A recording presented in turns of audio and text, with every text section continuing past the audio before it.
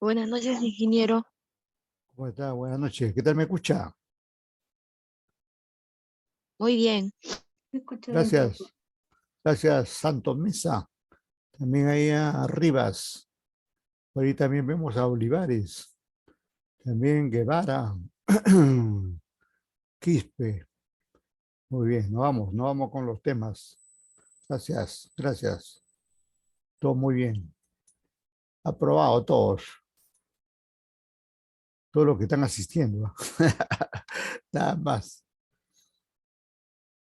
Bueno, como podemos ver, aquí tenemos el tema de mercado monetario y mercado de divisas, ¿no? El mercado monetario como un mercado grande y dentro de este propiamente al mercado de divisas, ¿no? Naturalmente, sin hacer tanto análisis, el mercado monetario nos lleva, digamos, a pensar en el dinero que circula dentro de ese mercado, ¿no? Y esto del mercado de divisas, cada vez que queremos hacer, cada vez que queremos convertir, ¿no? Una determinada moneda en otra. Por ejemplo, nuestros soles en dólares, nuestros soles en euros, nuestros soles en yuanes, nuestros soles en yenes, nuestros soles en libras esterlinas, o a nivel internacional, euros en dólares o dólares en euros, y así sucesivamente, ¿no? Entonces, por ahí nos lleva esto el mercado de divisas, ¿no? Y para entender todo este temario tenemos ahí como lo que se indica aquí en el índice, principales aspectos del mercado monetario. Como lo acabo de indicar, de por medio está el dinero, pero también podemos ya ir anotando ahí, por ejemplo, desde el punto de vista económico, ¿no? Hablamos de oferta de dinero, demanda de dinero, precio del dinero, ¿cierto? También podemos ahí agregar eh, devaluación del dinero, también depreciación del dinero, apreciación. Una cosa es depreciación cuando baja el valor y otro es apreciación del dinero. Y todo eso se da tanto en el mercado monetario como en el mercado de divisas, además de otros elementos que aparecen, ¿no? Bien, bien. Luego tenemos ahí los principales aspectos del mercado de divisas, el estudio de ambos mercados, las diferencias entre ambos mercados, los informes ahí y siguen los temas ahí al respecto, ¿no? Aquí se pasó, tenemos que ver ante los objetivos, a ver qué pasa, aquí no quiere trabajar esto. Uy, hay una tecla aquí, la tecla que no quiere trabajar. Bien, y las competencias que debemos lograr aquí es conocer, pues, como se dice aquí, todo lo que se pueda, ¿no? De ambos mercados, monetario y de divisas, ¿no? Pero no solamente conocer, sino también comprender y luego, digamos, aplicar con algunos casos prácticos este intercambio de, especialmente lo que se hace en el mercado de divisas, ¿no? Nos vamos ahí de arranque ya a lo que compete al mercado monetario en sí, ¿no? De acuerdo con los autores, ¿no? De acuerdo con los autores, este mercado tiene distintas ópticas, ¿no? Por ejemplo, algunos consideran que cuando hablan de mercado monetario, que estamos hablando ahí de los mercados bancarios o interbancarios propiamente dicho, ¿no? Esto del mercado de derivados y otros mercados en los cuales, digamos, circula el dinero, ¿no? Esto del mercado de derivados, tenemos ahí una clase la otra semana, me parece, ¿sí? De modo que por ahora lo dejamos ahí para la otra semana. Pero ya entendemos nosotros en forma clara y precisa esto del mercado interbancario, ¿no? del mercado bancario o interbancario, ¿no? Referido, como su nombre indica, a todo lo que se hace en los bancos. Eh, y en ese contexto ya hemos hablado ahí que podemos hacer, o que los bancos pueden hacer colocaciones luego de haber hecho captaciones. Primero captan y luego colocan. También en su momento ya, la semana pasada, justamente que estuvimos hablando ahí, que aquí aparece el encaje bancario. Son temas que están relacionados, anoten ahí para recordar, encaje bancario. Luego también hablamos de la tasa activa, tasa pasiva, ¿no? Tasa activa, tasa pasiva. Y también hablamos de la diferencia de ambas tasas, ¿no? El llamado spread bancario, ¿no? Y entonces ahí se dan una serie de operaciones, ahí pues a través de colocaciones, ¿no? Los bancos colocan el dinero, ¿no? No colocan su dinero, ¿no? Esta es la particularidad de los bancos, ¿no? Los bancos no colocan su dinero, sino más bien colocan el dinero que han captado. Primero, por eso digo, captan el dinero de los ahorristas a la vista, de los ahorristas a plazos, de cualquier persona que por una operación u otra deje dinero en los bancos, ¿no? Y ese dinero, una parte va al encaje, algo menos de 9% se encaja, va a una cuenta especial en el Banco Central de Reserva y el resto es para colocarlo. Este término colocarlo no está mal dicha, ni es una lisura, ni nada por el estilo, más bien es una palabra muy técnica, ¿no? Muy técnica. Una colocación alude a, a una operación en el cual el banco, justamente como su nombre indica, coloca un dinero en un cliente, persona natural, persona jurídica, en cualquier agente económico, ¿no? Y lo coloca, digamos, a través, por ejemplo, de préstamos para capital de trabajo en las empresas, ¿no? En el caso de nosotros, el tema más recurrente al hablar, más que de personas naturales, hablamos de empresas, ¿no? Y entonces ahí aparece esto de los préstamos para capital de trabajo. Por estos días, por ejemplo, ya pasó, bueno, ya pasó el Día de la Madre, pero ya viene el Día del Padre, ¿no? Y entonces, si para el día del... Y algunas empresas ya se han estoqueado de recursos financieros a través de un préstamo para capital de trabajo, tanto para el Día de la Madre como para el Día del Padre. Y también más adelante para las fiestas patrias, y así aparecen ciertas festividades en las cuales, digamos, las empresas hacen más uso de las colocaciones que hacen los bancos. Aun cuando el término aquí interbancario el término interbancario lo entendemos también como las operaciones que se realizan entre bancos. Y así habrá una serie de operaciones, por ejemplo, cuando un banco compra divisas, compra dinero, ¿no? Posiblemente el banco X le compra al banco Y, o el banco Y le compra al banco Z, ¿no? Y el Z, digamos, le vende al A, y así sucesivamente. Hay una serie de operaciones ahí. También los bancos hacen operaciones, aparte entre bancos, hacen con el Banco Central de Reserva del Perú, porque recordemos que el Banco Central de Reserva tiene su cargo la Casa de la Moneda, es ahí donde se hace el dinero, donde se crean los billetes en soles, ¿no? Y también el Banco Central de Reserva tiene, digamos, no es que lo haga, sino que también tiene las reservas que competen al país y que están expresadas en otra moneda, ¿no? Como dólares, euros y otras, ¿no? También tiene el Banco Central de Reserva, tiene barras de oro, barras de plata, etcétera, ¿no?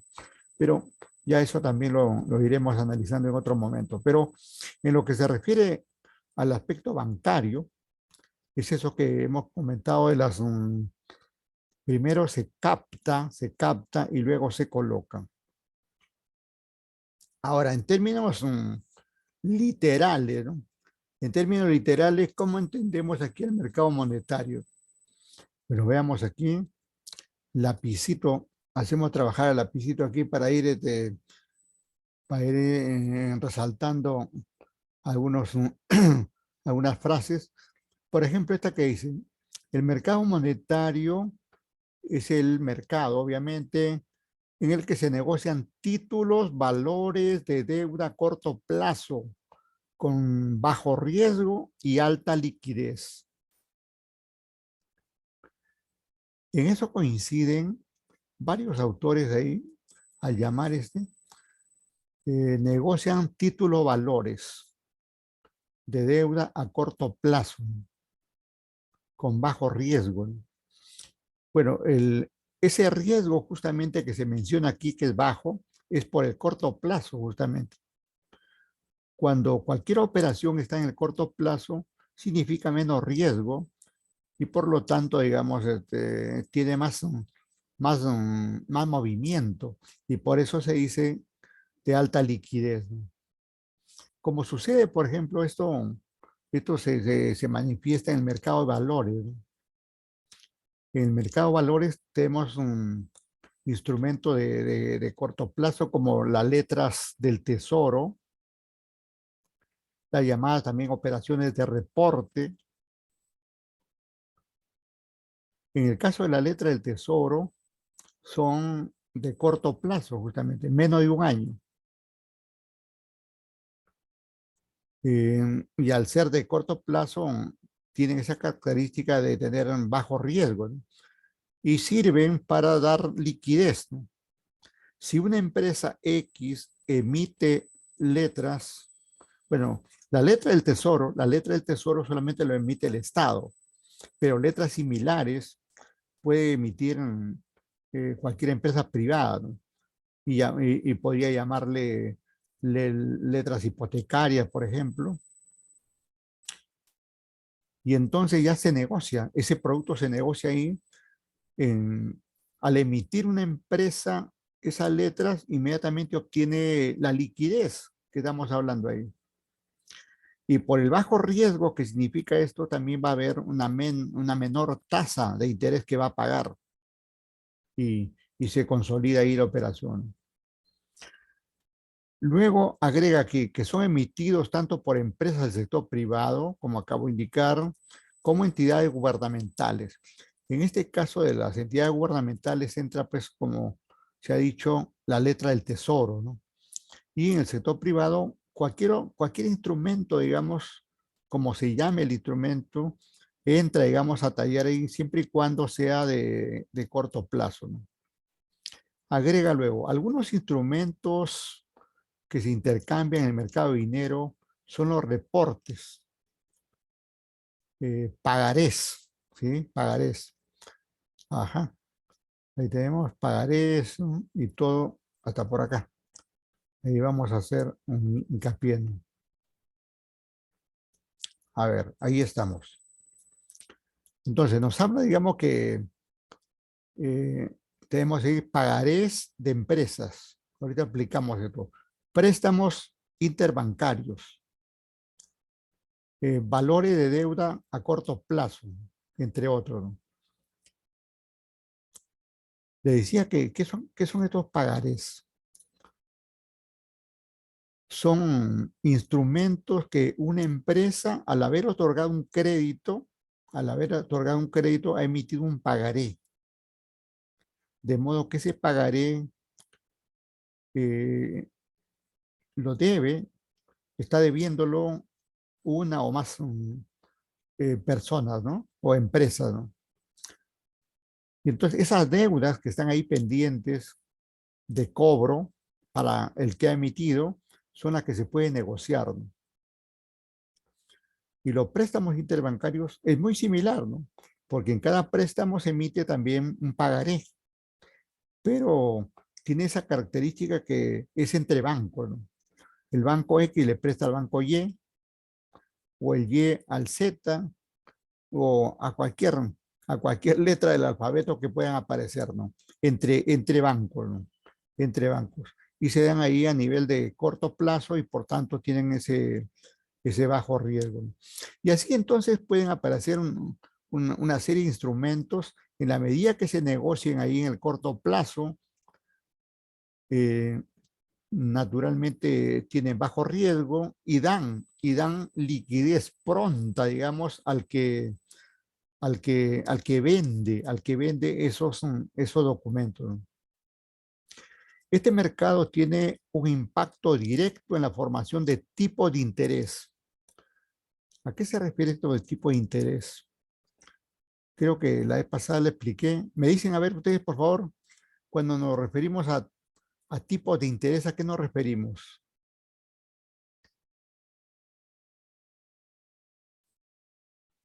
Hola, tenemos ahí 17, perdón, sí, sí, 17 alumnos, Hola, alumnas. profe. Ingeniero, Hola, los intereses son, por ejemplo, uno de ellos es flat. Ya, ya. Cuando me habla de eso de plata son más bien los tipos de cuotas, ¿ah? Tipo de cuotas. Esas son cuotas, pero está. profe. Y dime, adelante. ¿Puede ser interés pasiva y activa?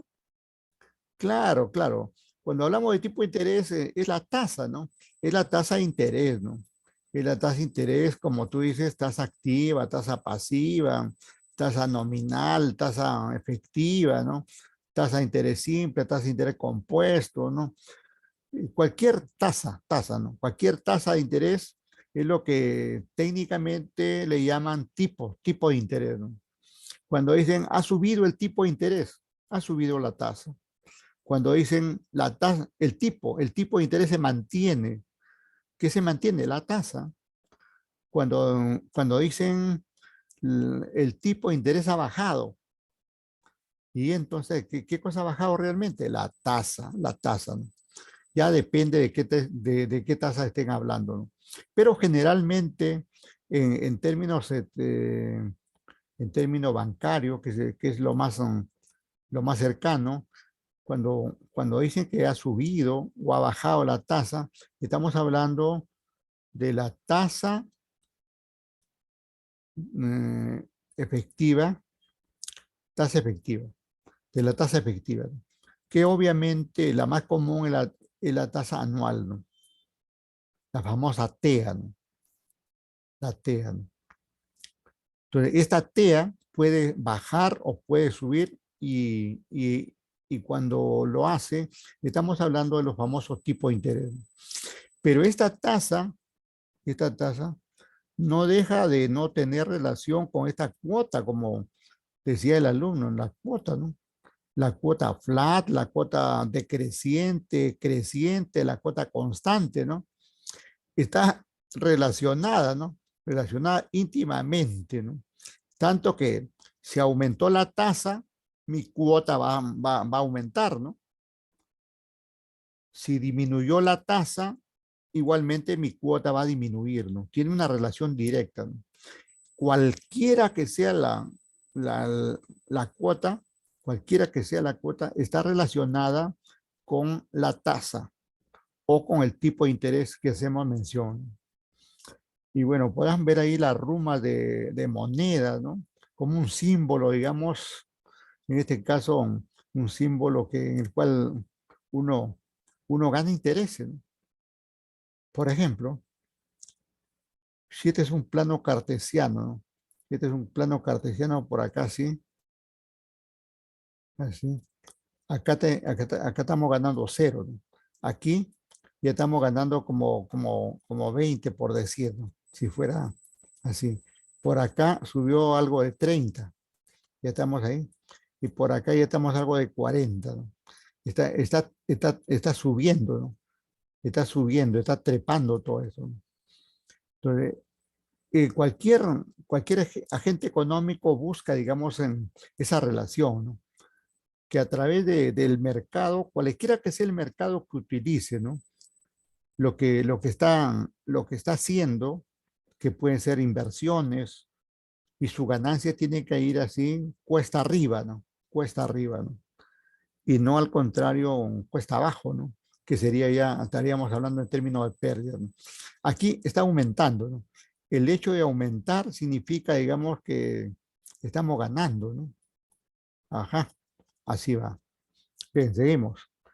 Les agradezco ahí la colaboración. Estén atentos, por favor, siempre para participar ahí.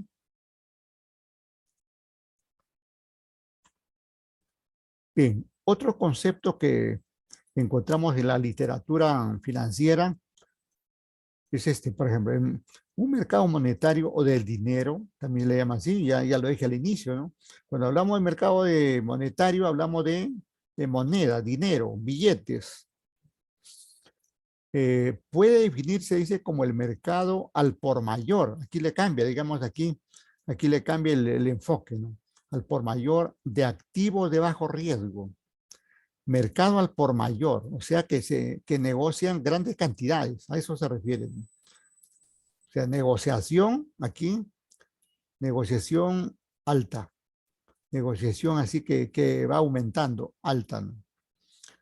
Activos de bajo riesgo, activos de bajo riesgo. Aquí entonces, aquí los activos entonces, el riesgo va disminuyendo, ¿no? Y luego habla de la liquidez, ¿no? La liquidez en este caso aumenta, ¿no? Que es muy similar a lo que se ha dicho anteriormente, ¿no? Salvo pues ese concepto que dice al por mayor, que no estaba anteriormente. Al por mayor significa que hay una negociación alta, fuerte, ¿no? Donde hay muchos que compran, ¿no? Hay muchos que compran, hay muchos que venden, hay un intercambio así muy fluido, ¿no? Por eso dice mercado al por mayor, ¿no? Y también ese término al por mayor se utiliza, digamos, en cualquier negocio, ¿no? Y ustedes saben que cuando uno compra al por mayor, lo compra más barato.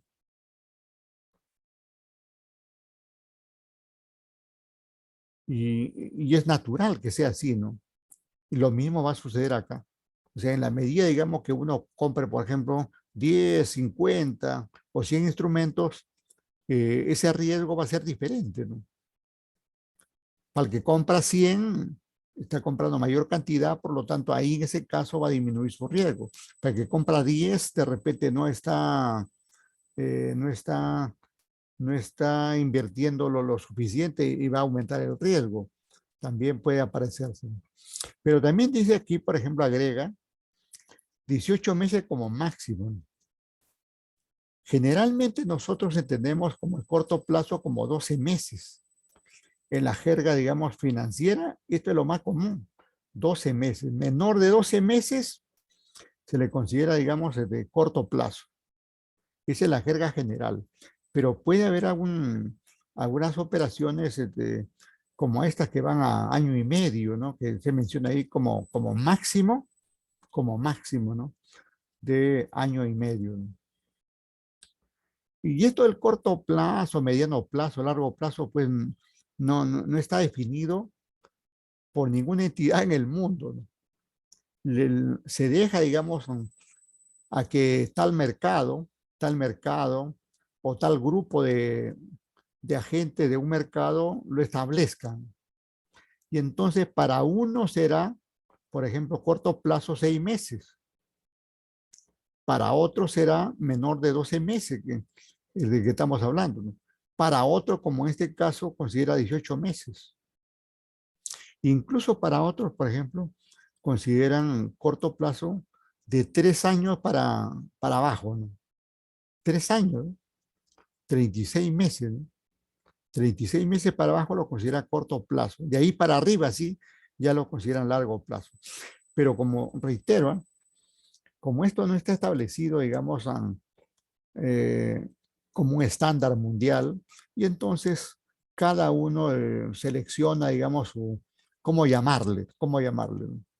Porque más que el término corto, mediano o largo plazo, es el número de meses. Eso es lo que interesa finalmente, ¿no? Por ejemplo, si yo tengo que pagar una deuda, si yo tengo que pagar una deuda, si Si lo hago en 12 meses, si lo hago en 18, si lo hago en 24, si lo hago en 36, es indiferente que le llamen corto, mediano o largo plazo. Al final tengo que pagarlo. Al final tengo que pagarlo. Y hay otra cosa bien importante, ¿eh? Que a veces uno cree que están separados, ¿no? El corto plazo no está separado del mediano y el mediano tampoco del largo plazo. Más bien los tres forman parte de un todo, ¿no? Por ejemplo, miren, voy a hacer aquí, eh, esta es una línea de tiempo donde podríamos decir, por ejemplo, que por acá, hasta acá tenemos 12 meses, 12 meses. Por acá estaríamos hablando ya de 24, de 12 más, o sea, 24 meses, ¿no? Y por acá estaríamos hablando de 36 y por acá de 48 meses, ¿no? Si yo tuviera, digamos, una deuda que lo tengo que pagar en 48 meses, tendría que cumplir con todo este plazo, ¿no es cierto? 48 meses. Y no interesa, digamos, que si a esto le llamamos corto plazo, si a esto le llamamos mediano plazo, o a todo esto, o a todo esto le llamamos largo plazo. Es indiferente eso por eso digamos que las entidades financieras internacionales no lo han considerado como un estándar, ¿no? Porque al final uno tiene que pagar, ¿no? Tiene que pagar. Miren, entonces cuando yo obtengo una deuda a 48 meses, en general podemos decir que mi deuda es de largo plazo, pero eso que sea de largo plazo no quita que yo tenga que pagar en el corto plazo, porque finalmente tengo que, incluso esta cuota de acá, de los 12 primeros meses, tengo que pagarlo en, más prontamente, ¿no? Y luego las 12 más, y luego las 12 más, y finalmente remataré con las últimas. Por eso decía que el corto plazo está dentro del mediano plazo y a su vez este mediano plazo está dentro del largo plazo. Así es. Así todo está amarrado ahí, ¿no? Bien, seguimos. ¿Qué más se agrega aquí en la parte inferior, ¿no? Dice, los mercados donde se negocian activos financieros. Y ahí vale la pena, digamos, ahí vamos a hacer un detalle. ¿Qué cosa es un activo financiero? Y luego acá reitera a corto plazo. Reitera el corto plazo, ¿no? Dado el corto vencimiento de los activos, suele decirse que es un mercado muy líquido por el plazo, o sea que uno rápidamente circula el dinero, ¿no? Ojo que rápidamente no significa también inmediato. Por eso los términos van cambiando, ¿no? Una cosa, por ejemplo, es que digamos, es una operación al contado. Y hay otro término que dice una operación cash. Cash no es igual que a contado. E incluso han inventado, digamos ahí, han inventado dice, precio de contado con aplazamiento. Paran generando términos ahí para viabilizar las operaciones, ¿no? Agrega, aunque algunos de sus instrumentos no tengan una negociación secundaria, ¿no? Cuando habla de negociación secundaria, recuerde que hemos hablado ahí que, los instrumentos que se negocian en el mercado secundario son instrumentos que antes fueron emitidos en el mercado primario, ¿no? Y luego en una segunda instancia o sucesivas instancias ya se negocian secundariamente o en el mercado secundario. Pero veamos esto del mercado de activos financieros. Activo financiero no solamente es el dinero. Bueno, lo es, el dinero lo es. Por ejemplo, de acuerdo de acuerdo a términos contables. De acuerdo a términos contables, lo que aparece, por ejemplo, en los activos de una empresa, lo primero que aparece en los activos son el efectivo, las 3E, el efectivo y equivalente de efectivo. Ese es el primero. Y eso es dinero, todo eso es dinero, totalmente dinero, en sus diferentes formas, ¿no? No necesariamente dinero líquido, sino en sus diferentes formas, nada más. Ahora, luego voy a explicar ahí. Luego tenemos acá, aparece otro concepto, ahí a continuación aparece otro concepto que se llama valores negociables. Estos valores negociables son los papeles que justamente que se negocian aquí en el mercado monetario. Pero luego también aparece aquí las cuentas por cobrar comerciales. Anote, ¿eh? Luego aparece cuenta por cobrar comerciales corto plazo. Luego aparece por aquí otras cuentas por cobrar igualmente corto plazo. Luego aparecen en las empresas, aparecen aquí los inventarios o lo que le llaman ellos contablemente también le llaman existencia. Las normas hablan de inventarios, pero en los estados financieros aparece como existencias. Y estas existencias aluden al inventario que tiene una empresa, la mercadería, por ejemplo, que compra y vende, ¿no? O los productos que fabrica. Luego aparece acá un concepto que le llaman gastos pagados por adelantado. Una serie de operaciones que las empresas pagan por adelantado.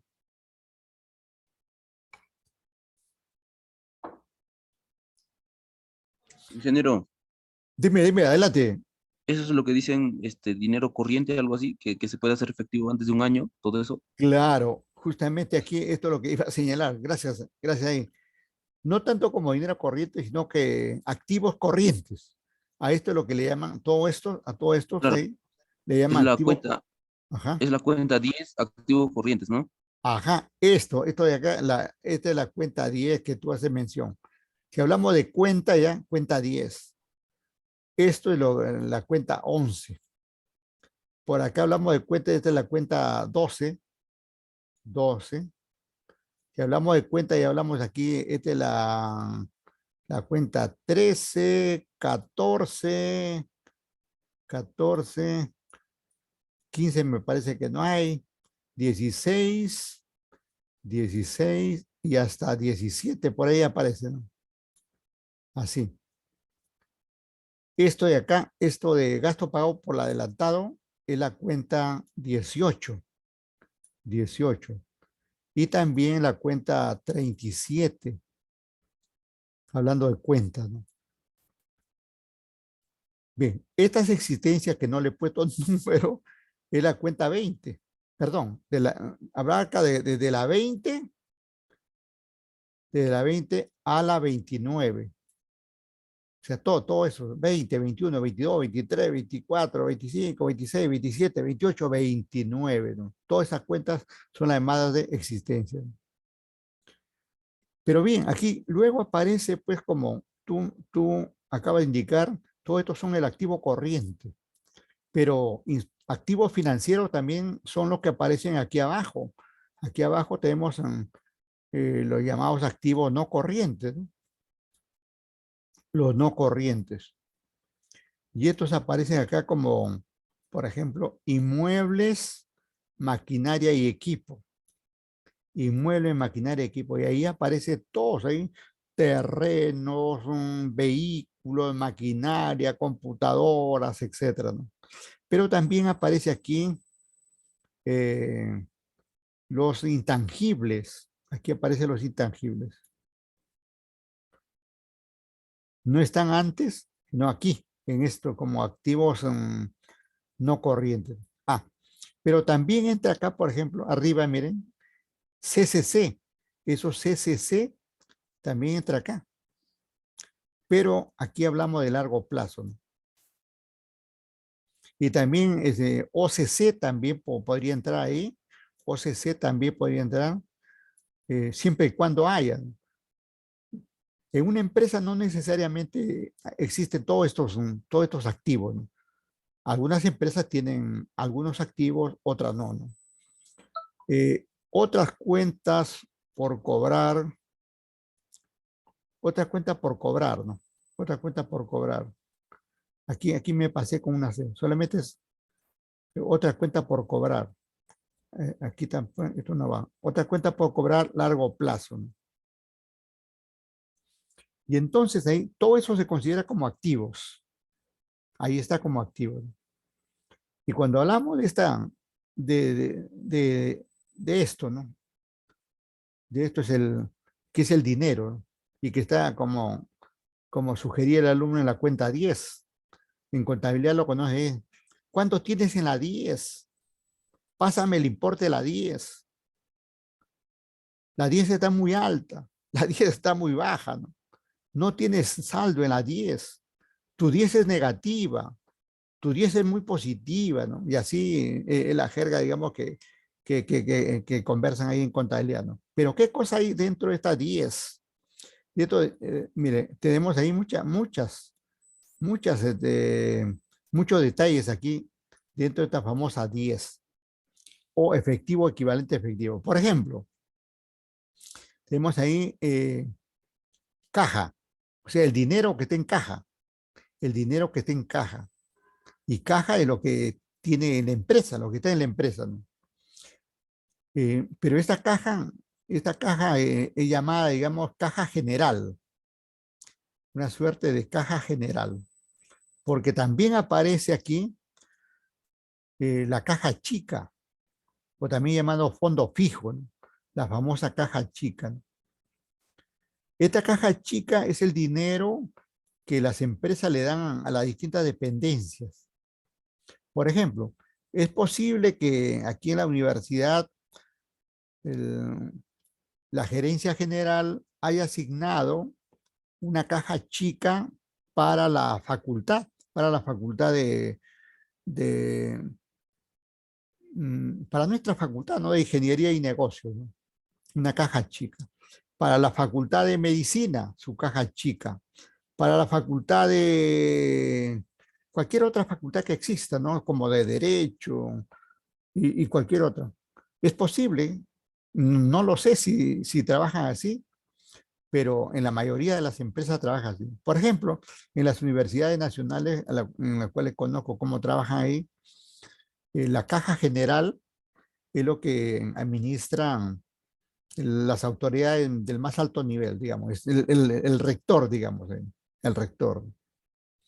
Y luego, en cada facultad tiene su caja chica. La facultad de contabilidad, su caja chica. La facultad de ingeniería industrial, su caja chica. La facultad de medicina, su caja chica. La facultad de pesquería, la facultad de enfermería, la facultad de ingeniería civil y cualquier facultad que exista tiene su caja chica.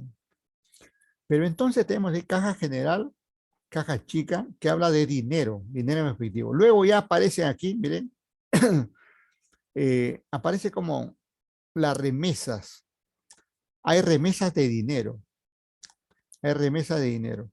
Puede ser que un cliente de provincias, que nos, que nos debe y nos esté enviando, pero mientras no llegue a la empresa, se considera que está en remesa, ¿no? Es una remesa. O también internacionalmente conocida las famosas remesas que envían los familiares de la gente peruana que trabaja en Estados Unidos, en Europa, en cualquier parte del mundo, ¿no? Pero en las empresas es cuando algún cliente nos debe un dinero y dice que ya lo ha remitido, se considera como una remesa. Dice que ya lo ha remitido, pero todavía que no lo recibimos, ¿no? No lo recibimos porque posiblemente todavía el banco no lo ha aceptado como tal, etcétera, ¿no? Remesa, ¿no? Luego aparecen aquí las cuentas corrientes. Esta incluso es más famosa que todas las anteriores, porque hoy por hoy, con la bancarización, todas las empresas están obligadas a bancarizar el dinero. Y una de las formas más comunes de bancarizar, especialmente en las grandes empresas, es la cuenta corriente. Y las empresas no tienen una cuenta corriente, tienen a veces 5, 10, 15, 20 cuentas corrientes. A veces lo asignan por proyectos, a veces lo asignan por operaciones, de alguna manera, de alguna manera lo clasifican para un mejor control. Porque cuando tienen una sola cuenta corriente, a veces hay giro de cheques o hay depósito dentro de la cuenta y no se sabe de quién provienen. No se identifica rápidamente. Digo rápidamente, porque de todas maneras se va a identificar, ¿no?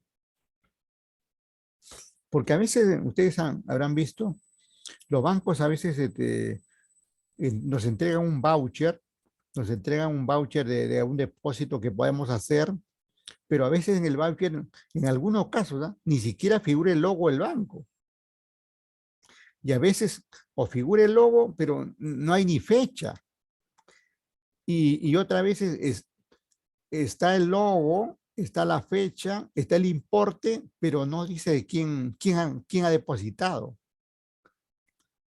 Por eso que se ha hecho costumbre, digamos, si alguien que te está pagando algo, si te está pagando algo, te envíe, digamos, te envíe el voucher, incluso poniéndole el nombre, ¿no? Al voucher que le dieron, como el banco no le puso el nombre, el, el que depositó en este caso le pone su nombre, su DNI, incluso le pone una firma, y ya con eso sabemos que ya cumplió, ¿no? Mucho de esto, por ejemplo, se da cuando hay cursos, ¿no? Hay cursos ahí donde de cualquier parte del mundo se inscriben, ¿no? Y, y la empresa que organiza el evento le dice pues que envíen el voucher, ¿no? Que envíen el voucher reiterando o confirmando su nombre, su DNI para el caso peruano y con eso ya, con eso ya sabemos que tal persona depositó a tal hora, etcétera, etcétera, ¿no? Aun cuando los vouchers también deben salir con un código, ¿no? Con un código, porque si no cualquiera puede decir que yo deposité, ¿no? Pero sale con un código y entonces ya cruzando la información se determina, digamos, que eso pertenece a tal persona, ¿no? Todo un conjunto de detalles. Ah, pero luego aparecen aquí las cuentas a plazo, ¿no? Aquí aparece la cuenta a plazos, cuenta a plazos. Pero también aparece la cuenta de ahorros, la cuenta de ahorros, y todo es dinero, ¿no? Todo es dinero que eventualmente pudiera tener una empresa, ¿no? Y no queda ahí. También aparecen por aquí una cuenta especial que se llama fondos sujetos a restricción, que es una cuenta, son cuentas especiales. Son cuentas especiales y le llaman ahí fondos sujetos a restricción. Por ejemplo, cuando a una empresa le han embargado su dinero, va a ese fondo, ¿no?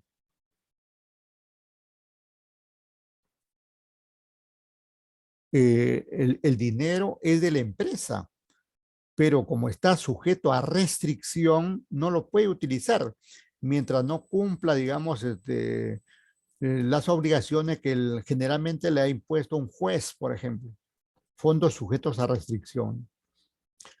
Y entonces ahí, y así se van sumando en los otros activos, entonces así una serie de detalles, ¿no? Una serie de detalles.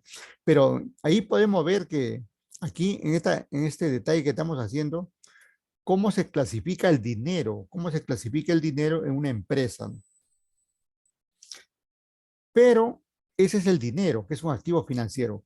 Generalmente, en este caso del mercado monetario, estamos hablando de ese dinero, pero ese dinero que sirve para comprar o pagar estos documentos, esto de acá, estos valores negociables. De esto estamos hablando, estos son los que se mueven acá, estos son los que se mueven, ¿no? Cuando hace rato hemos hablado, por ejemplo, de pagarés, de letras del tesoro o letras hipotecarias, por ejemplo.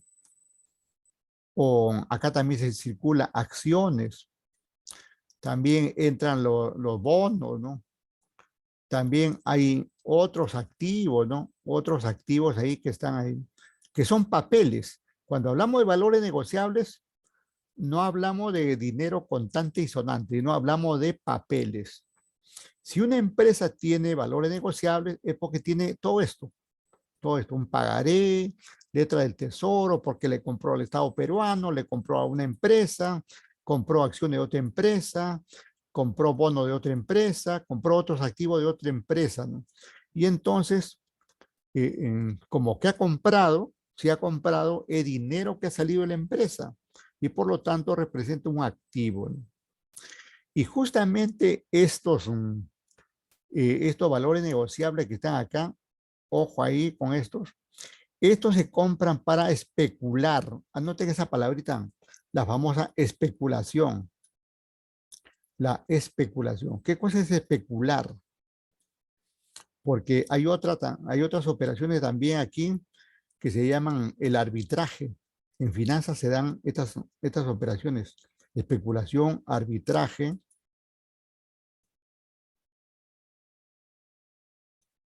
Ya, mire. Cuando son los valores de corto, cuando son los papeles financieros de corto plazo, están considerados ahí en la contabilidad de una empresa como valores negociables. Ahí están los valores negociables. ¿Qué quiere decir ese valor negociable? Que ese pagaré que representa una deuda que me tiene alguien al cual he prestado dinero, por ejemplo. Una letra que me debe a cualquiera que le he comprado algo, ¿no? Entonces, eso yo lo puedo negociar. Y al negociar, mire, cualquiera de estos valores negociables que lo vendemos, entra, digamos, a tallar el mercado monetario e inmediatamente se convierte, como se ha dicho aquí, en dinero. Inmediatamente se vuelve líquido, ha dicho. ¿Y qué cosa es convertir líquido? Convertir en dinero. Acá dice, mire, alta liquidez. Estos valores negociables son los que tienen alta liquidez, porque basta que yo me anime. Yo puedo tener, se me ocurre ahí mostrar, tengo dos papeles financieros, ¿no? Tengo dos papeles financieros y se me ocurre vender uno. Vendo uno y ya tengo liquidez y me entra el dinero inmediatamente. Vendo el otro y lo que llega es dinero. Inmediatamente se convierte en dinero. Y aprovecho ahí para comentar también que por aquí abajo, por acá, también aparecen las inversiones permanentes. Inversiones permanentes. Estas inversiones permanentes acá son similares a estos valores negociables y por eso lo menciono. Son papeles similares, sino que los primeros, esto de acá, se han comprado para especular. Especular quiere decir comprarlo cuando están a valor bajo o barato y venderlo cuando sube su valor. En cambio, estos mismos valores que van a estar aquí abajo, como inversiones permanentes, que han sido comprados para ejercer predominio o dominio de una empresa. Y esto más se da, digamos, cuando uno compra acciones. Cuando uno compra acciones y no lo vende por nada, ¿no? Y compra más y más, hasta que un día compró más del 50% de las acciones de una determinada empresa y se vuelve, digamos, en accionista mayoritario. ¿Y qué significa hacer o ser, ¿no? Ser accionista mayoritario. Inmediatamente entras a la empresa y comienzas a dirigirlo, ¿no? Y sacas, digamos, a los directivos que estaban antes, porque ahora eres el dueño que tiene mayor capital en esa empresa. y tienes de acuerdo a ley el predominio de ejercer la administración de esa empresa. Entonces tenemos ahí valores que se pueden negociar en el corto plazo en términos de especulación. Y otro es para ejercer poder, dominio de una empresa. Mejor dicho, para, para hacerse dueño mayoritario de otra empresa. Muy común utilizado esto en las empresas, ¿no? Muy común. Y por eso que a veces aparece que una empresa ya compró a otra, porque ya compró más del 50%, por lo tanto ya es propietaria, ¿no? Y en otro caso también habrá comprado absolutamente todo, ¿no? No solamente ser mayoritario, sino ser dueño único y total, ¿no? Entonces regreso aquí a estas operaciones de especulación, ¿no? Ya, o sea, entonces tener valores ahí y venderlo comprarlo cuando está bajo su precio, comprarlo cuando está bajo su precio y venderlo cuando sube es especular, ¿no? Este tipo de operación de especulación es mundial, es conocida todo el tiempo, es lo que se hace en los negocios. Especular no es delito. Especular en términos financieros se entiende, digamos, como es lo normal, ¿no? Yo compré a un sol y lo puedo vender a 1.20, a 1.30, a 1.50. Va a convertirse en delito ya cuando quiero, digamos, venderlo ya demasiado caro. Si compré a un sol y lo quiero vender a 10 soles y es algo que es un alimento, por decir, ya ahí se convierte, digamos, ya en una suerte de delito. Pero es normal que yo haya comprado a un valor X y lo venda a un valor X más 1. Así son los negocios, ¿no? Ahora, miren, ¿qué pasa con esta operación de arbitraje? Anoten estas operaciones. Estas son un tipo de operaciones financieras, arbitraje, ¿no? El arbitraje. Sucede, por ejemplo, justamente de lo que vamos a hablar un ratito aquí, en el mercado de divisas. Sucede en el mercado de divisas, ¿no? Cuando miren, yo estoy acá, yo estoy aquí, ahí, pum, pa, po, ya estoy acá, ¿no? Y entonces, yo primero, miren lo que hago, una operación de arbitraje, primero vendo. Pero ¿cómo es eso? ¿Cómo va a vender usted si no tiene nada? Así sucede acá, pues. Aquí primero vendo y, y después compro. Y después compro. ¿Cómo es eso que primero vendo y después compro? Diga, adelante.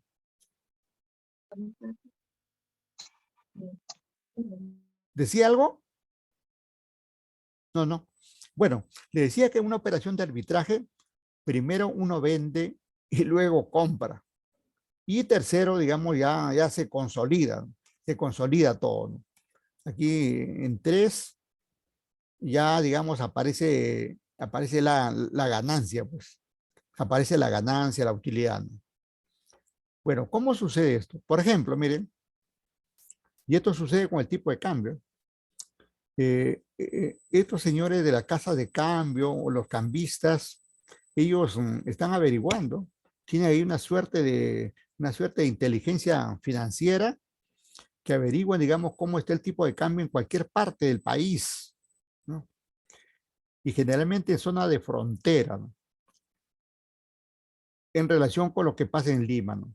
Suponiendo que, por ejemplo, suponiendo que el tipo de cambio con el cual yo voy a comprar, con el cual voy a comprar, por ejemplo, está 3.90. 3.90. Yo lo voy a comprar a 3.90.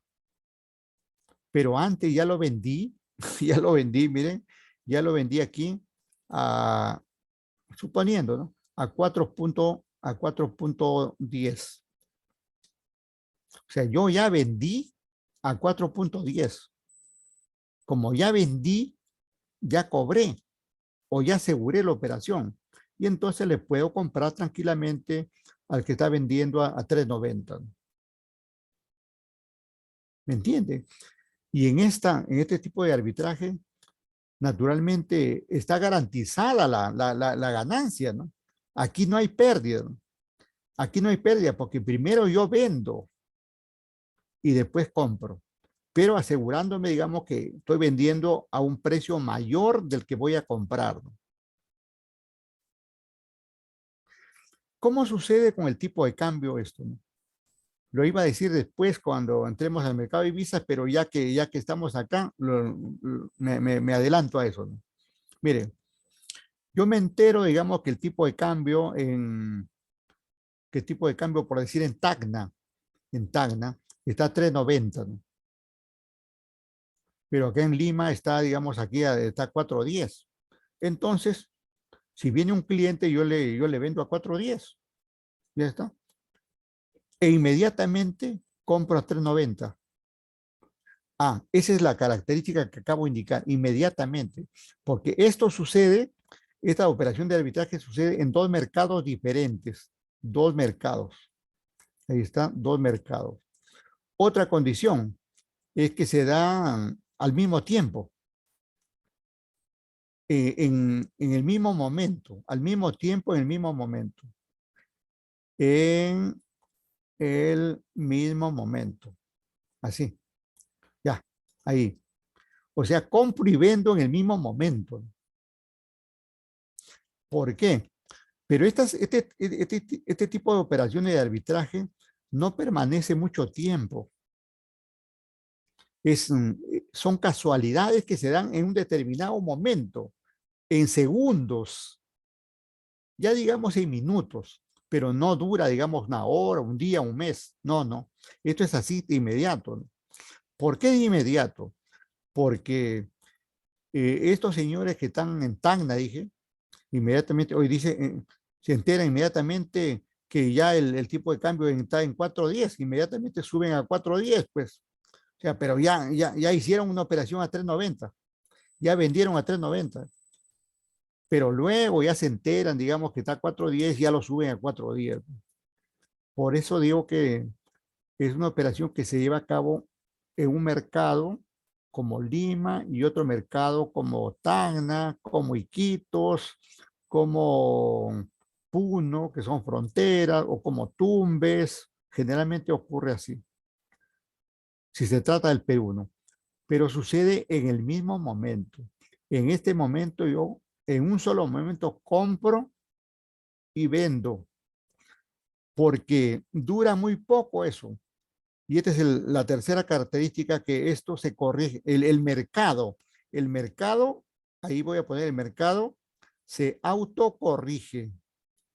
Inmediatamente el mercado se autocorrige, como lo acabo de indicar, ¿no? Si estaba a 3.90, yo subo ahí y ya estoy igual que el otro. Y ya se acabó el arbitraje. Ya no se puede hacer operación de arbitraje. Pero ya esa persona que logró, digamos, arbitrajar esa operación, ya ganó, ya hizo el negocio de su día, de su semana, digamos. Entonces, son situaciones que se dan así en el campo de los negocios, ¿no? Bien, entonces, no sé si ustedes tienen alguna pregunta, por favor. Tenemos aquí varias cosas que hemos ido tratando, como esto de los activos financieros. Comenzamos por acá, ¿no? Con los activos financieros, ¿no? Que anótenlo ahí, los ejemplos que tenemos ahí hacia abajo: activos financieros de corto plazo, esto que llamábamos activos corrientes, y los activos no corrientes de largo plazo, ¿no? Y especialmente hemos hecho énfasis ahí en los valores negociables y las inversiones permanentes, ¿no? Y hemos dicho ahí, como recordaréis, que cuando tenemos valores negociables, lo hacemos por especular. Es decir, compramos a un valor bajo para venderlo a un valor o precio alto. Y ya está. En el otro caso de las inversiones permanentes, compramos los títulos valores correspondientes, generalmente acciones, para ejercer el poder sobre otra empresa, ¿no? A tal punto que uno sigue comprando y comprando ahí hasta que llega un momento que tiene más del 50% más el 50% más uno y ya eres el accionista mayoritario, ¿no? Y de ahí ya puedes, ya la empresa lo tiene bajo tu dominio, ¿no? Y puedes administrarlo y hacerlo crecer, lógicamente. Muy bien, entonces nos vamos. Otro comentario por acá referente al mercado monetario.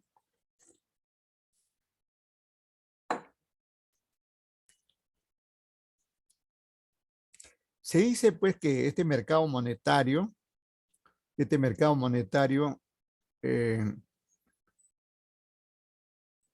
abarca, digamos, también el mercado de capitales y abarca también el mercado bancario, ¿no? Como ya hemos dicho, el bancario. Y este de capitales que hace referencia, digamos, a la bolsa de valores, ¿no? A la bolsa de valores.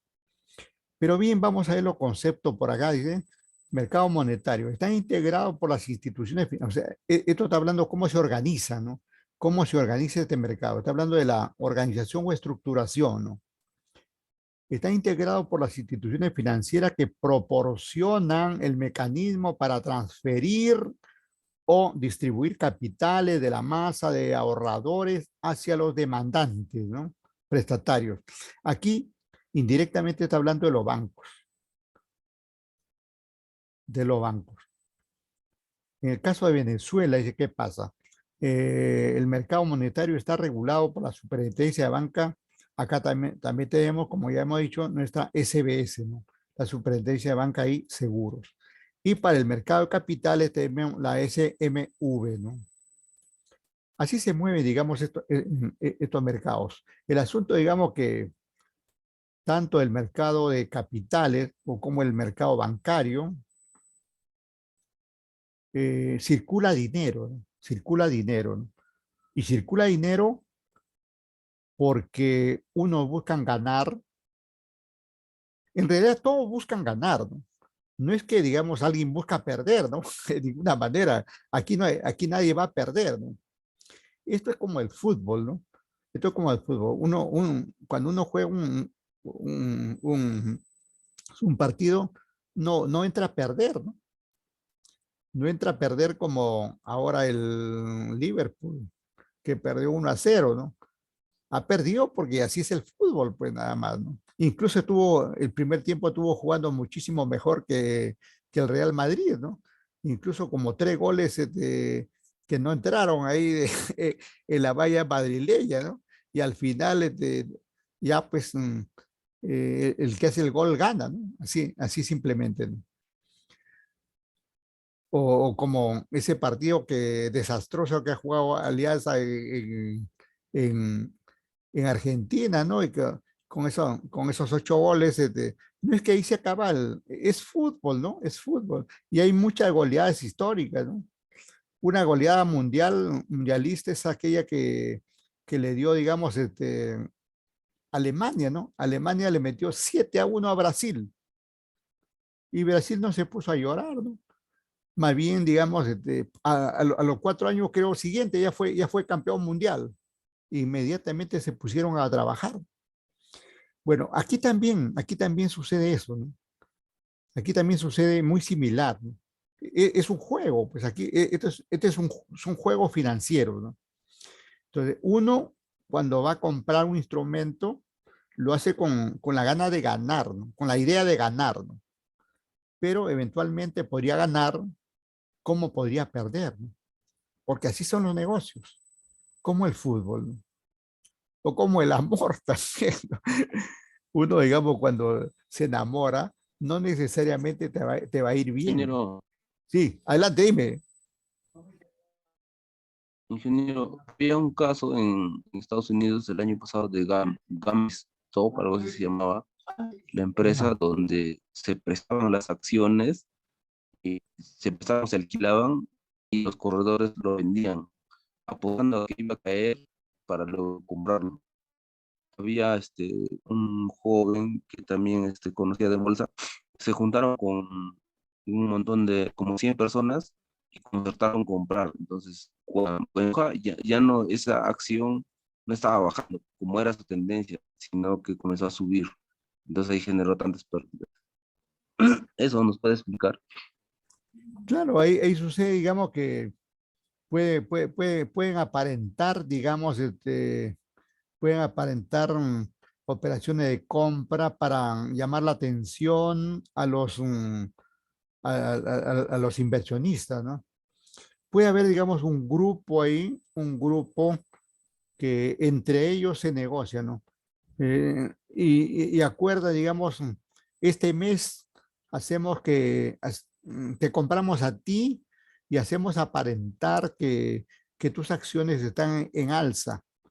Y como nosotros te vamos a comprar, entonces van a venir más compradores. Podría darse esa situación, ¿no? Recordemos que estos son, como acabo de indicar, son juegos financieros, ¿no?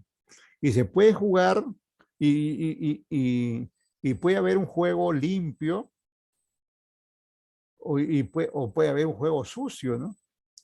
Y, e incluso, e incluso ya en otro contexto, ¿no? En otro contexto. El mismo Banco Central de Reserva, por ejemplo, lleva a cabo lo que le llaman técnicamente la flotación sucia. Fíjese, el mismo, o sea, un ente del Estado lleva a cabo un juego sucio, ¿no? Un juego así llamado técnicamente, así se le llama técnicamente la flotación sucia o juego, y que finalmente es una suerte de juego sucio. ¿Qué cosa es un juego sucio? En este caso el BCR, ¿no? Es no dejar que el tipo de cambio, digamos, fluya como quiere, hacia arriba o hacia abajo, ¿no? Sino que le ponen ahí una brecha, ¿no? Una brecha. Y que dentro de esa brecha o esa marca no puede pasarse, ¿no? El hacer eso se conoce técnicamente a nivel mundial como una flotación sucia, ¿no? Y se hace. No solamente se hace en el Perú, se hace en todo el mundo eso. Y también podrían haber, digamos, situaciones similares que pueden hacerse con las acciones, con los bonos o con cualquier instrumento, ¿no? Y eso no solamente se hace con instrumentos, sino también puede hacerse con productos, ¿no? Y entonces, dando la apariencia, digamos, de un buen producto, de alta calidad, ¿no? La misma publicidad, por ejemplo, la misma publicidad es una suerte de juego, de juego constructivo cuando habla la verdad, digamos, ¿no? Pero cuando te miente, digamos, la publicidad, ya te está haciendo un juego sucio, ¿no? Y entonces, y mucha gente se deja llevar por la publicidad, ¿no? Te ponen ahí unas determinadas figuras, unas determinadas personas y aparenta, digamos, ser operaciones adecuadas, ¿no?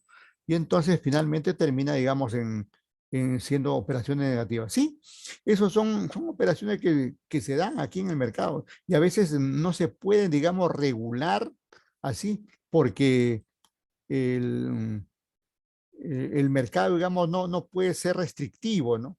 Y más bien por eso que se recomienda recibir, digamos, la adecuada educación financiera para el caso, ¿no? Y saber, digamos, a qué tipo de juego, a qué tipo de negocio estás entrando, ¿no? Por eso, eh, cuando, cuando nosotros decimos que el mercado de valores se gana más, es cierto, pero se gana más en el largo plazo, en el largo plazo.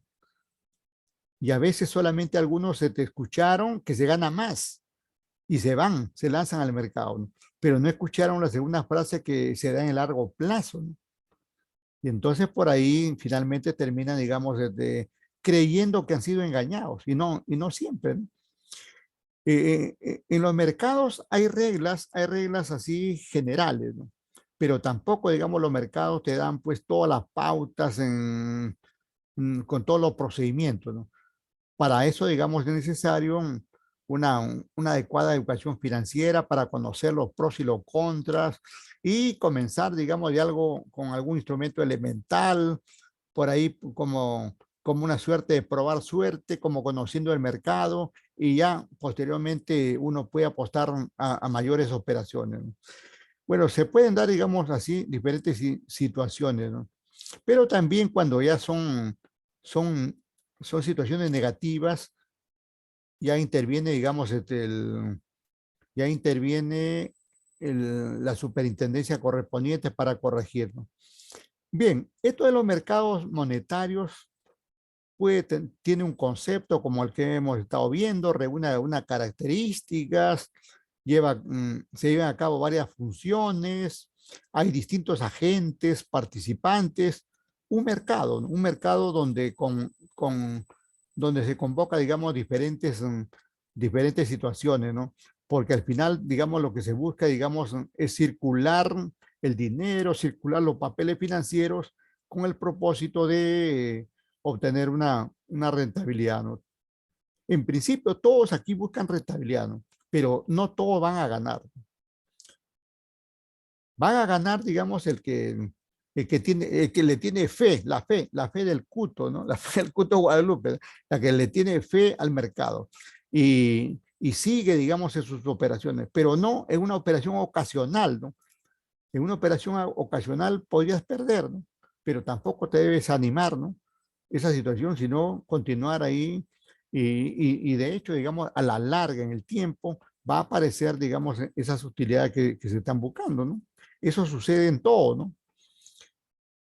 Estaba comentando algo del amor, como dicen, hay un dicho en el amor que dice, el que la sigue, la consigue, ¿no? Entonces, el riesgo, ¿no? Ya hemos dicho que en el mercado monetario el riesgo es ligeramente bajo, pero que hay riesgo, hay, ¿no? De todas maneras, nadie se escapa del riesgo. El riesgo está ahí, siempre, ¿no? Y aún siendo bajo, podría perjudicar, digamos, a un pequeño inversionista, ¿no? Que no analizó, digamos, el efecto que podría tener ese bajo riesgo en sus transacciones, ¿no? Porque depende de quién se trata el riesgo, ¿no? Porque a veces hablan del riesgo, pero a nivel de los grandes inversionistas, ¿no? El riesgo bajo para un gran inversionista tiene una concepción diferente al riesgo que tiene para un pequeño inversionista, ¿no? Para un gran inversionista, perder 500,000 en un día no es de mucho riesgo. En cambio, para otros pequeños inversionistas será pues el acabose, ¿no? Se acabó, ¿no? Esto me hace recordar el otro día cuando cayeron las acciones de Facebook, me parece. Cayeron las acciones de Facebook, ¿no? Y entonces el dueño, este muchachón, Zuckerberg, salió, salió, digamos, a decir, a calmar los ánimos, no se preocupe, ¿no? Que ya con los instrumentos que vamos a sacar al mercado, vamos a recuperar, ¿no? Y es así, ¿no? Es así. Los riesgos van a estar presentes, ¿no? Y mientras mayores sean las inversiones, los negocios van a haber mayores riesgos, mayores situaciones, mayores competidores, etcétera, ¿no? De esto ya hemos ido hablando algo, nos hemos adelantado ahí con algo, ¿no? Pero antes de entrar al mercado de divisas, tenemos aquí un material audiovisual para compartir con ustedes sobre esto del mercado monetario. A ver, vamos a ver un ratito.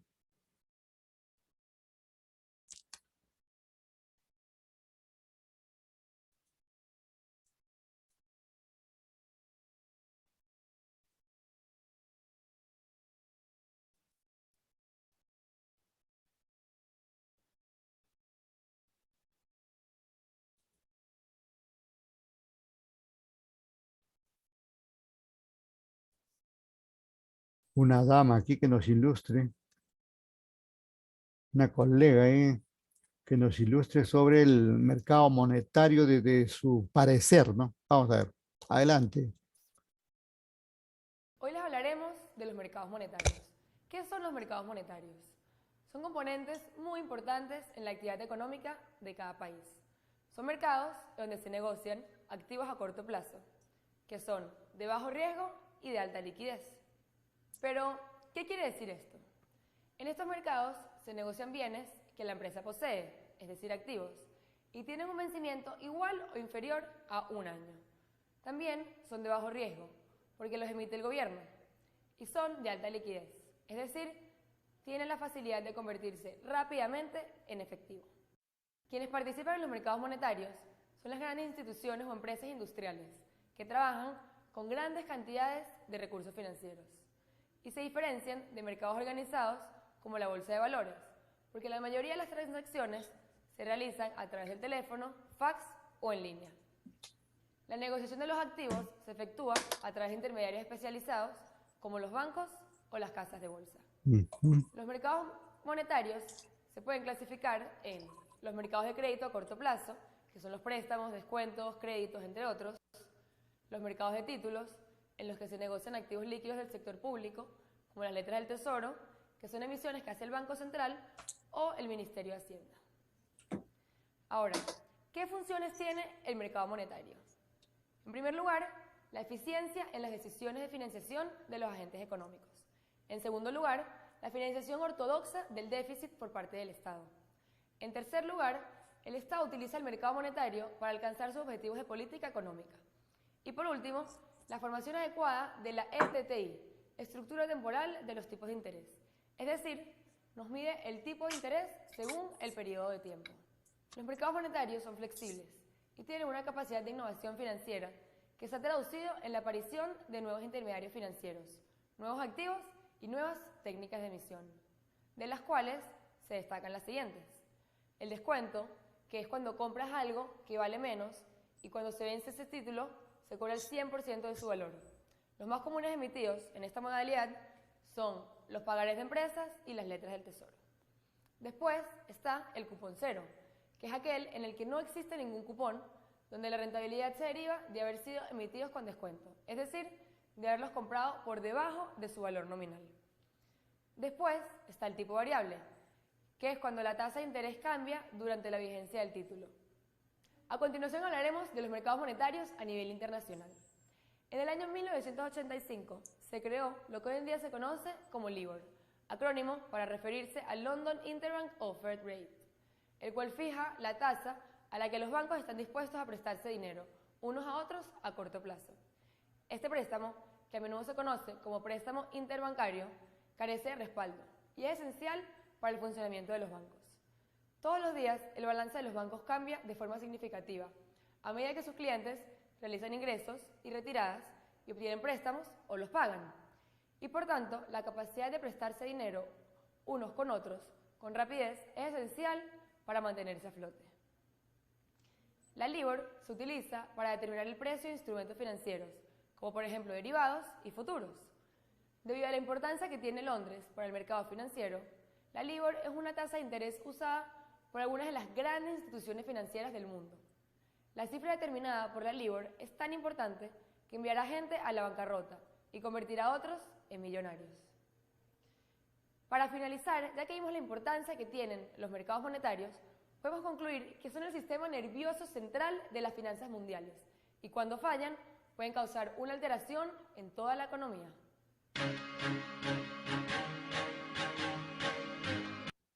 Muy bien, muy bien. Por acá había una partecita que se pasó directo.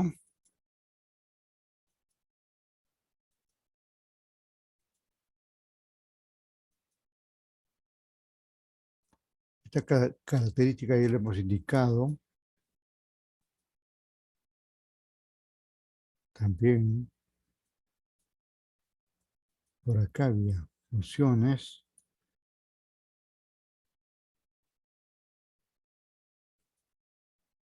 Ya, esto no. Este de veras es importante. Miren, cuando dice, el Estado utiliza el mercado monetario para alcanzar sus objetivos de política económica. Más que política económica, también, digamos, aquí entra la política monetaria. Podemos decir política económica, diagonal política monetaria. ¿Y cómo funciona esto? Primero, digamos que hay dos tipos de políticas, ¿no? Aquí tenemos el Banco Central de Reserva. Esto para En este caso entra ahí el Banco Central de Reserva. Banco Central de Reserva del Perú. Ya está. Y entonces dentro de la política, dentro de las políticas que lleva a cabo este banco, está la monetaria, ¿no? Entra ahí la política monetaria. Y encontramos que hay dos tipos de políticas. Dos tipos de políticas. Y estos tipos de políticas tiene que ver con la inyección de dinero al sistema. Entonces, hablamos aquí, primero, hablamos aquí de la política monetaria restrictiva. Política monetaria restrictiva. Y por acá vamos a hablar de la política monetaria expansiva. Ya sus nombres indican restricción. Esto restricción quiere decir que el, el banco,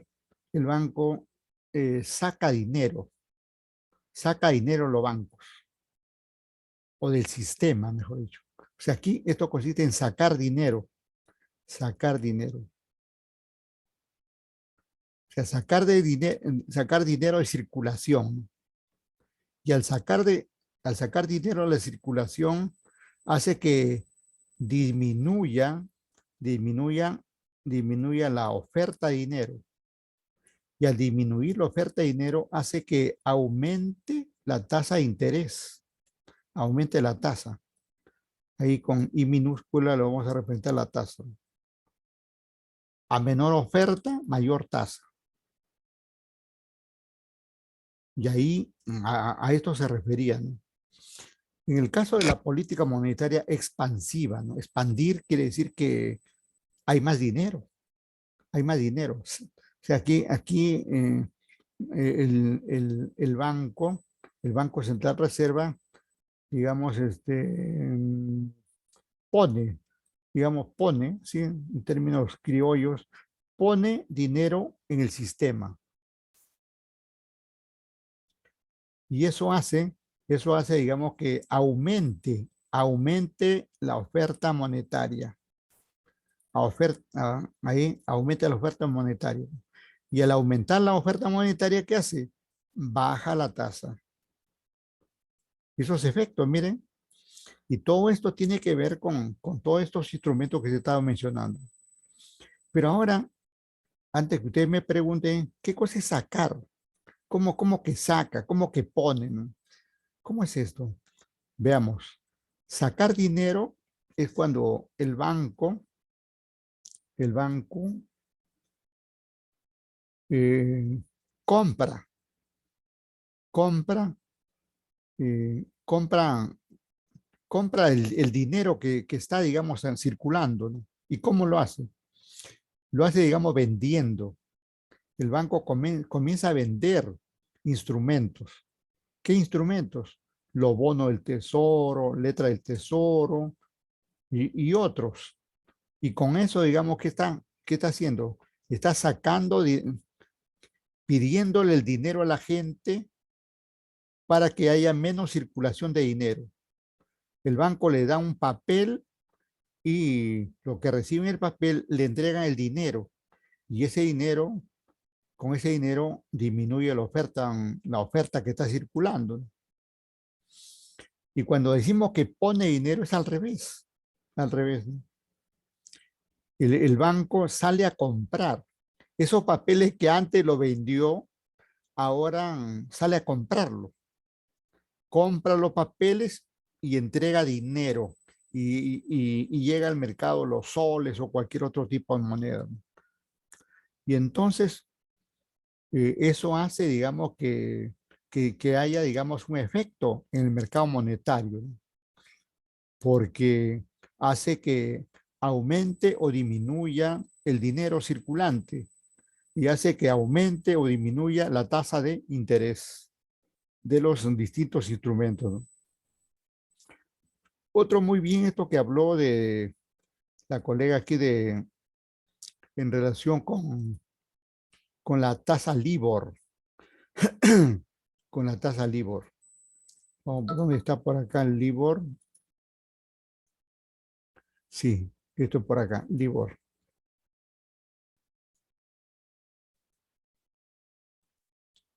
Antes creo, ¿no? Ahí está. LIBOR viene de esta, es una sigla, ¿no? LIBOR viene, eh, se conoce como tasa LIBOR, pero proviene de aquí, de esta expresión, ¿no? London Interbank Offered Rate, que esta es una tasa promedio de las operaciones de los bancos de Londres, tasa promedio de los bancos de Londres, y es una tasa de referencia mundial y muy utilizada especialmente, como dijo la colega, para las transacciones interbancarias. O sea, por ejemplo, el Banco Central de Reserva le puede prestar a los bancos con una tasa LIBOR, o entre bancos utilizan la tasa LIBOR, ¿no? Entonces, a nivel europeo tenemos esta tasa LIBOR, pero no es europea porque proviene de Londres, ¿no? LIBOR, pero no solamente tiene incidencia ahí en eso, sino en todo el mundo, ¿ah? En todo el mundo. Pero los norteamericanos, como también son potencia, tienen también su tasa de referencia. Anoten esto, parte de la cultura. La prime rate, prime, y esto de rate, no es rata, sino prime rate. Rate es sinónimo de, de ratio, de indicador, ¿no? Algo va por ahí, ¿no? Entonces tenemos en el mundo estas dos tasas de referencia, al menos para el mundo capitalista en el cual nosotros nos desarrollamos, ¿no? Y entonces nuestros bancos, que vamos a ponerle por acá, nuestros bancos trabajan así, o bien con LIBOR o bien con prime rate. Y aquí, ¿y cuánto era LIBOR, profe? ¿Cuánto? Bueno, generalmente la tasa LIBOR está algo de 6% al año. Estas son tasas anuales, TEA, tasa efectiva anual, 6% al año. Y esta también, algo por ahí va, más o menos ahí, unos céntimos arriba o abajo, está similar, ¿no? Digamos que compiten, ¿no? Compiten ambas tasas, ¿no? Pero luego los bancos obtienen el dinero así, a bajo costo, y luego lo entregan por acá a las personas, lo entregan a las familias y también le entregan a las empresas, ¿no? A las empresas, ¿no? El mismo dinero que le dan a las personas, a la persona le podrían dar en promedio a 60% anual. Mire ahí, 6 arriba, 60% acá. Por ahí a una familia de repente ya baja un poco el riesgo, le ponemos 50%. En las empresas, si hablamos de medianas, y aquí en las empresas tenemos que dividir, ¿no? Tenemos que dividir en pequeñas, medianas y grandes empresas. En las grandes empresas le podrán, a lo mucho le cobrarán, pues, ¿cuánto? 10% al año, ¿no? A lo mucho le cobran 10% al año a una gran empresa. A una mediana empresa, algo de 20, ¿no? A una pequeña empresa, algo de digamos, 30. Y a una pequeña empresa le pone 50, 60% por ahí, ¿no? Entonces, así circula el dinero en el mundo. Así circula, ¿no? Pero ustedes dirán, ¿por qué las empresas no van directamente y obtienen crédito acá? ¿Por qué no van, no? O cualquiera de estos agentes que tenemos acá, cualquiera de estos, ¿por qué no va aquí a Londres, ¿no? Y obtiene dinero, ¿no?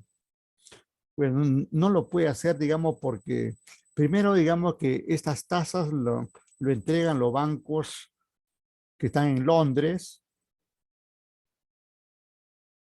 y que funciona para su sistema, ¿no? Que generalmente no trabaja con personas, no trabaja con familias y no trabaja con empresas, salvo, digamos, grandes empresas, ¿no? Grandes empresas. Es posible, digamos, que alguna gran empresa peruana pudiera, pudiera tener a través de sus bancos en Londres o en Estados Unidos, pudiera acceder, digamos, a un crédito con estas tasas, ¿no? En forma directa.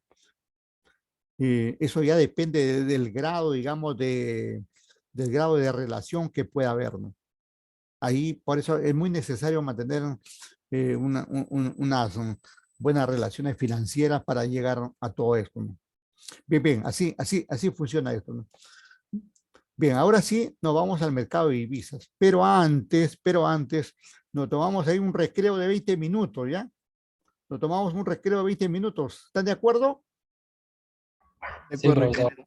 Ya, correcto. Profe, Dime, profe, sí, sí. Sí, profe, está bien. adelante. Ya, correcto, gracias, gracias.